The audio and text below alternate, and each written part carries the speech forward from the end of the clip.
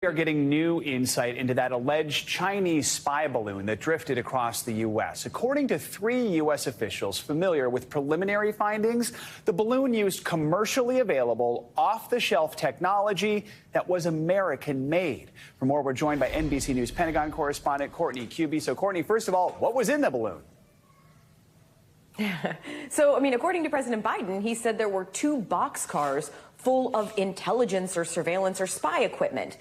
We don't know a whole lot beyond that. Now, what this American-made technology is off-the-shelf, commercially available equipment and components. So why that's so critical here, Joe, is because the officials who I've been speaking about this are saying at this point, there's no indication that there was any kind of intellectual property theft by the Chinese in this case. So what that means is there have been many, many cases over decades or allegations of the Chinese government taking U.S. sensitive technology and basically copying it and using it for their own purposes.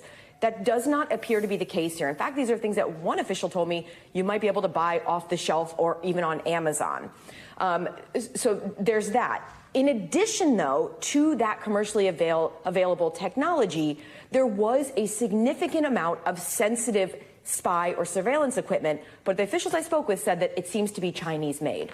So, Courtney, what are you hearing from your sources at the Pentagon? Are they weighing in on these revelations? Not really. In fact, the Pentagon press secretary was asked about it yesterday, and he declined to say that what was on the balloon at all, what kind of equipment it was. But he did add in that they are very aware of the fact that many times there is commercially available U.S.-produced equipment that's used in some of these surveillance or military assets that the Chinese use. He just would not address whether that was the case on this balloon. So big picture here, Courtney, we know U.S.-China relations have been at their lowest point in decades. This balloon saga caused Secretary of State Blinken to postpone a planned trip to Beijing until this month.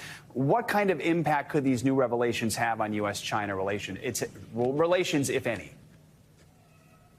Yeah, at this point, it doesn't seem like it's going to make a tough situation even worse. Because, again, if these are off-the-shelf if this is off-the-shelf technology and component parts that isn't illegal necessarily for the Chinese to own or even use, there's not a lot that the U.S. can do in the way of sanctions or trying to create some sort of law that wouldn't allow them to buy these things.